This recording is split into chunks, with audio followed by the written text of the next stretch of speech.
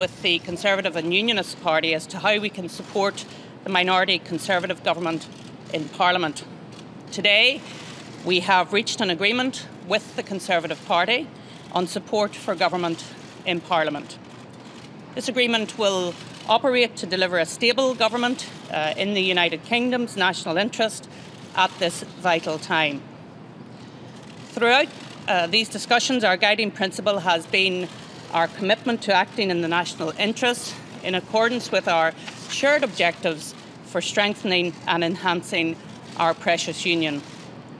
In concluding this wide-ranging agreement, we have done so on the basis of advancing the security of our nation, building prosperity for all, and supporting an exit from the European Union that benefits all parts of the United Kingdom. The details of our agreement and future working arrangements will be published in full. As part of our policy agreement, both parties have agreed that there will be no change to the pensions triple lock and the universal nature of the winter fuel payment across the United Kingdom. We are agreed to meet the NATO commitment of spending 2% of GDP on the armed forces, and we are further committed to the Armed Forces Covenant and to its implementation throughout the United Kingdom. Following our discussions, the Conservative Party has recognised the case for higher funding in Northern Ireland, given our unique history and indeed circumstances over recent decades. The UK Government will publish, as an annex to our agreement, the details of financial support that will be made available to Northern Ireland. Our aim in these negotiations has been to deliver for all of the people of Northern Ireland, and the support measures which we are announcing will be to the benefit of all our people.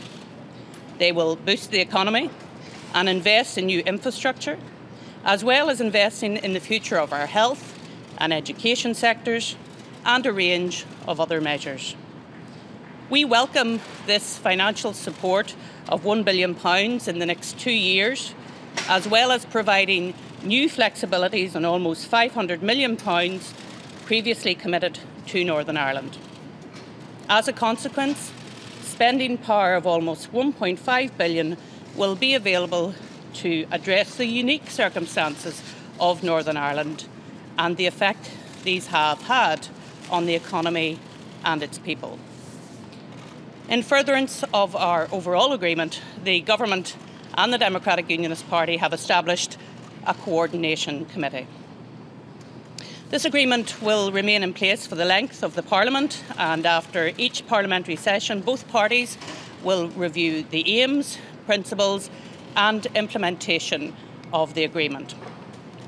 I want to personally thank the Prime Minister and her negotiating team for the spirit in which these discussions have been conducted. I particularly want to acknowledge and pay tribute to the two men standing beside me, the Right Honourable Nigel Dodds and the Right Honourable Sir Geoffrey Donaldson MP, for their efforts.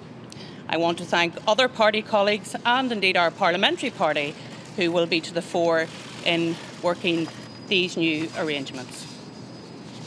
Today we have reached an outcome that is good for the United Kingdom, good for Northern Ireland, and allows our nation to move forward to tackle the challenges ahead. This afternoon I will be returning to Northern Ireland to continue our discussions as we attempt to re-establish the Northern Ireland Executive, because now, more than ever, our political leaders, both locally and nationally, need to work together to find solutions for all of the people we serve. Thank you very much. Thank you.